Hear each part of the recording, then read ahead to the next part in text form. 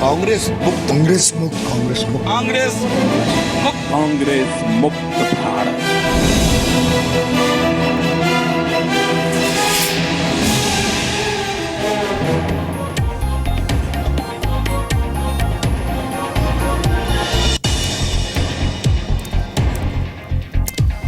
नमस्कार, ताल ठोक के देख रहे हैं आप। क्या कांग्रेस मुक्त हो रहा है भारत?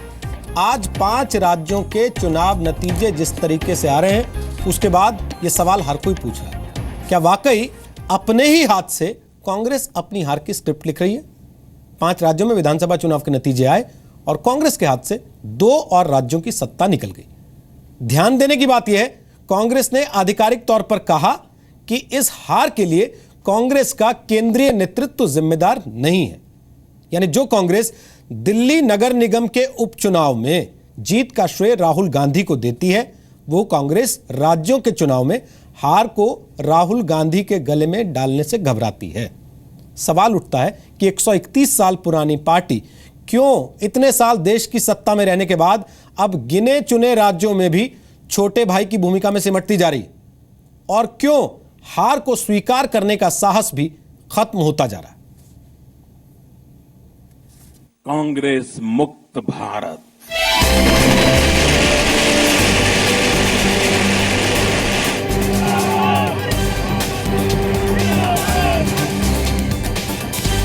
कांग्रेस मुक्त भारत, कांग्रेस मुक्त भारत, कांग्रेस मुक्त भारत, कांग्रेस मुक्त भारत, कांग्रेस मुक्त भारत, उसमें 2 कदम देश और आगे बढ़ा है।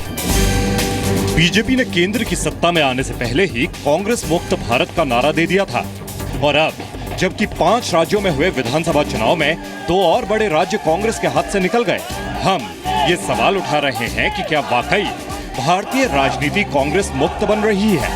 जरा सुनिए हार के सवाल पर क्या कहती है कांग्रेस। क्या आप मानते हैं राहुल और सोनिया की नेतृत्व क्षमता पर सवाल है, लीडरशिप पर एक चैलेंज है, क्योंकि जिस तरीके से रिजल्ट आ रहे हैं सामने? Where is the national leadership involved in Kerala or West Bengal or Tamil Nadu? The strategy was decided in these states by the state leadership.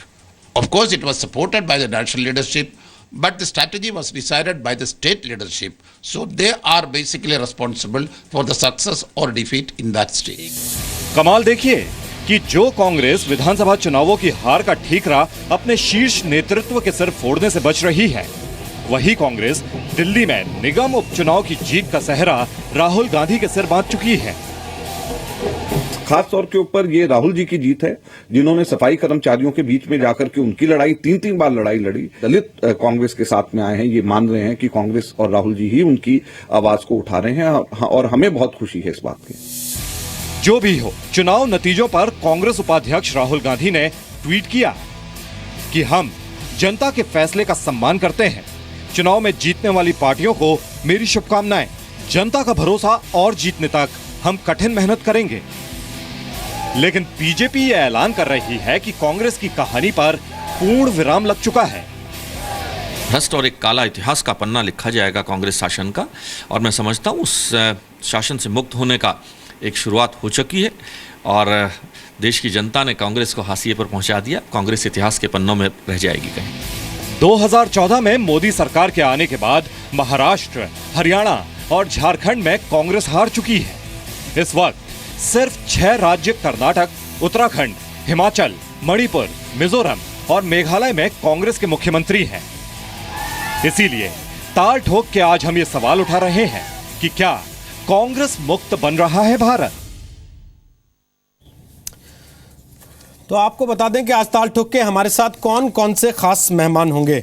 हमारे साथ एच.के. दुआ साहब हैं, जो कि यहाँ स्टूडियो में मौजूद हैं, वरिष्ठ पत्रकार हैं और राज्यसभा के पूर्व सांसद रह चुके हैं। स्वागत है एच.के. दुआ आपका। सुबह अभी हमारे साथ काफ़ी देर तक चुनाव नतीजे जब लगातार आ रहे थे उसके विश्लेषण के लिए मौजूद रहे थे स्टूडियो में। आलोक शर्मा हमारे साथ हैं, वो कांग्रेस पार्टी के राष्ट्रीय प्रवक्ता हैं, छात्र राजनीति के वक्त से कांग्रेस से जुड़े हुए हैं, NSUI के लिए, यूथ कांग्रेस के लिए लंबे समय तक काम कर चुके हैं। नावेद सिद्दीकी हमारे साथ होंगे, जो कि समाजवादी पार्टी के प्रवक्ता हैं और पहले रेडियो जॉकी भी रह चुके हैं, मुझे बताया गया। और हमारे साथ बीजेपी से सुधांशु त्रिवेदी आ गए, जो कि पार्टी के राष्ट्रीय प्रवक्ता, वो मैकेनिकल इंजीनियरिंग में PhD हैं और गृह मंत्री राजनाथ सिंह के राजनीतिक सलाहकार भी हैं। बताया जा रहा है कि अब से कुछ सेकंड के बाद वो हमारे साथ इस चर्चा का हिस्सा बन जाएंगे। हालांकि पहला सवाल और मुझे सुधांशु जी से पूछना था, लेकिन आलोक जी जब तक वो आए, मैं पहला सवाल आपसे पूछना चाहता हूं। 5 राज्यों के नतीजे कांग्रेस के केंद्रीय कमान पर अविश्वास की मुहर कहे जा सकते हैं क्या? देखिए, मैं समझता हूँ जो भी राज्य रहे पांचों की अपनी अलग अलग तरह की सिचुएशंस थी, पॉलिटिकल सिचुएशन। एक राज्य ऐसा था जिसमें हम 40 साल से नहीं हैं, दूसरा राज्य ऐसा है जिसके अंदर हम 45 साल से नहीं हैं, एक राज्य ऐसा है जिसके अंदर हम 15 साल से लगातार सत्ता में हैं, एक राज्य ऐसा है जिसके अंदर हम 5 साल से सत्ता में हैं। तो इसको पूरी तरह से विखंडित करके, अलग अलग करके, फ्रैगमेंट करके देखने की आवश्यकता है। स्टेट लीडरशिप के माध्यम से भी देखने की आवश्यकता है, वहाँ की कंडीशंस को देखने की भी आवश्यकता है। जहाँ तक असम की बात है, असम के अंदर आज भी बीजेपी से हमारा वोट परसेंटेज ज़्यादा है, लगभग 1.5 से 2% हमारा ज़्यादा वोट है। 15 साल से हम वहाँ पर सत्ता में थे, कहीं ना कहीं एंटी इनकम्पेंसी जो है वो पूरी तरह से वहाँ पर हावी रही और उसी का नतीजा सामने आया। वेस्ट बंगाल के अंदर हमारा वोट परसेंटेज भी बढ़ा है, नंबर ऑफ सीट्स भी बढ़ी हैं। वेस्ट बंगाल के बाद अगर आप केरला की बात करें तो वहाँ पर एक पैटर्न रहता है, ऑल्टरनेट, एक बार लेफ्ट एक बार कांग्रेस, और उसी का एक नतीजा वहाँ पर सामने आया है। उसके बावजूद हमने लगभग 50 के करीब सीटें जीती हैं। पौंडीचेरी में हम सरकार बनाने जा रहे हैं। तमिलनाडु में हमारी पिछली बार 63 में से हम 5 सीटें जीते थे, इस बार 41 में से हम 11 के करीब पर हम बढ़त बनाए हुए हैं और 11 के करीब जीत रहे हैं। तो मैं समझता हूँ कि कहीं पर मिला जुला है, ये कहीं पर नेगेटिव चीज़ें हैं, कहीं पर पॉजिटिव चीज़ें हैं। इतना अवश्य है कि फिर भी हम हार को स्वीकार करते हैं और जहाँ पर जो पार्टी जीती है बड़े विनम्रता के साथ उनको हम बधाई देते हैं कि उन राज्यों के विकास के लिए वो पार्टियां काम करें। ओस चाटने से प्यास बुझती है क्या आलोक जी?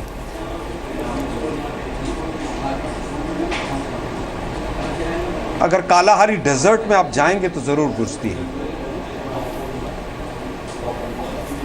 तो आप मान रहे हैं ना कि आपके लिए कालाहारी डेजर्ट जैसे हालात हैं इस वक्त देश की राजनीति में?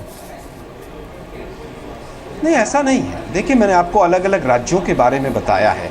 आपने ओस की बात कही, मैंने इसका उत्तर दिया आपको, क्योंकि आपने प्यास की बात की है। मैं समझता हूं कि अभी बहुत चिंतन और मनन का समय है, पूरा विश्लेषण का समय है। कौन सा वोट परसेंटेज कहां स्विंग हुआ, आसाम में हम क्यों हारे, कौन कौन से फैक्टर्स रहे, 15 साल के एंटी इनकम्पेंसी के अलावा बीजेपी की जो पॉजिटिव चीज़ें रही उनको भी देखने की आवश्यकता है कि उन्होंने एक अच्छा अलायंस बनाया और उस अलायंस की वजह से वो लोग आगे बढ़े।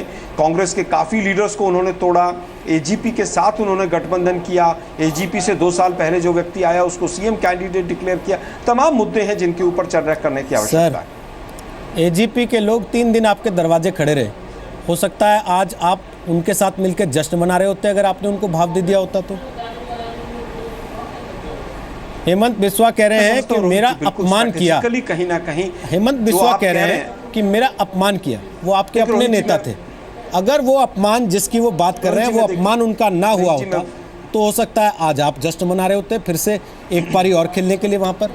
तो इन चीजों को आप गलतियां नहीं मानते अपनी पार्टी के एंड पर, नेतृत्व की तरफ से? रोहित जी, देखिए रोहित जी, जो आपने 3-4 चीज़ें कही हैं, मैं आपकी बातों से इत्तेफाक रखता हूं कि कहीं ना कहीं स्ट्रैटेजिकली आसाम में अलायंस बनाने में और उन चीज़ों में हम बेहतर कर सकते थे जो शायद हम वक्त रहते नहीं कर पाए।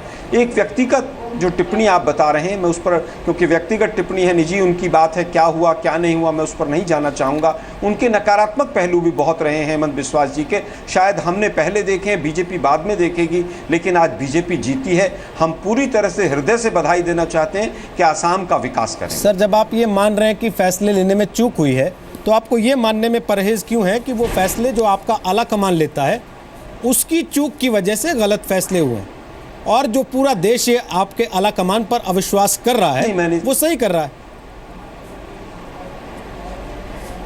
देखिए, मैं नहीं मानता कि पूरी तरह से सारा तमाम फैसले जो हैं केवल आला कमान ही लेता है, क्षेत्रीय नेतृत्व लेता है। और क्षेत्रीय नेतृत्व अगर 3 पारी से मुख्यमंत्री हो वहाँ पर तो स्वाभाविक है कि वही निर्णय लेता है। तो क्षेत्रीय नेतृत्व भी रहता है, केंद्रीय नेतृत्व भी है। मैं तो स्वयं कह रहा हूँ इस बात को कि स्ट्रैटेजिकली अगर हम पार्टनर्स को, जैसे AIUDF का है या बोडो का है, इनमें से अगर 2 लोग भी हमारे साथ होते तो वोट परसेंटेज ज़्यादा होता। लेकिन अगर हो सकता है हेमंत बिस्वा जी को जिस बात की बात कर रहे हैं वो शर्मा जी को अगर पहले हमने कहीं पर कुछ दिया होता, हो सकता है आज हमारे पास जो सीटें 22-23 आई हैं वो भी नहीं आती। सर, हिंदुओं में कहावत कही जाती है, हम बाढ़े पूत पिता के धर्मा, यानी कि पुत्र का विकास जो है वो पिता के धर्म से होता है। और यहाँ ऐसा लगता है कि पिता चूक गए। खैर, आप जो बातें कह रहे हैं, मैं उस पर एक कमेंट यहाँ एच.के. दुआ साहब से लेना चाहता हूँ।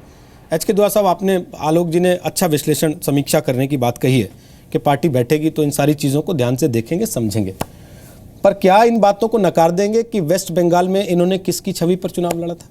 क्या इस बात को नकार देंगे कि केरल में जो चुनाव लड़ा वो किस नेता की छवि पर लड़ा था?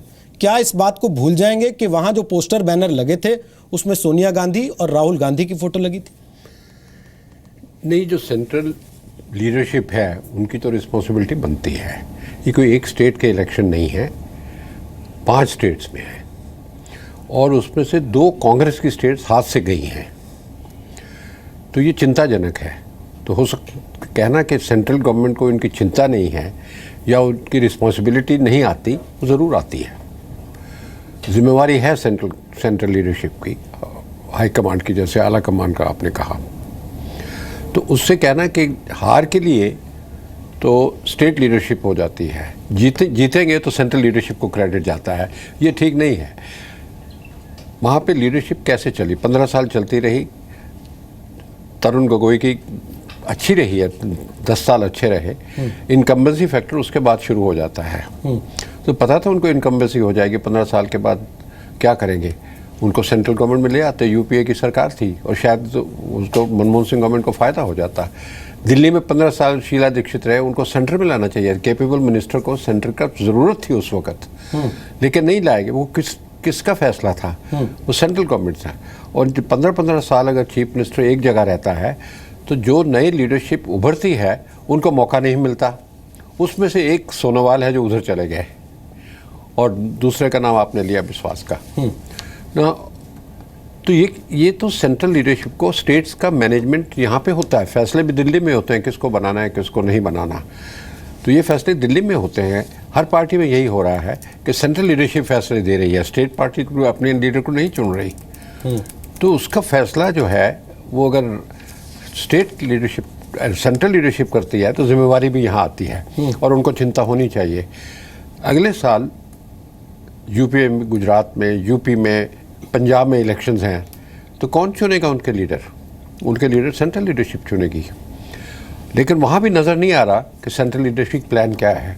और नेक्स्ट ईयर के, अगले साल के जो 3 इलेक्शन आने हैं, अगर उसमें चूक गई कांग्रेस तो बिल्कुल ही 2019 के इलेक्शन में नुकसान हो जाएगा इनको।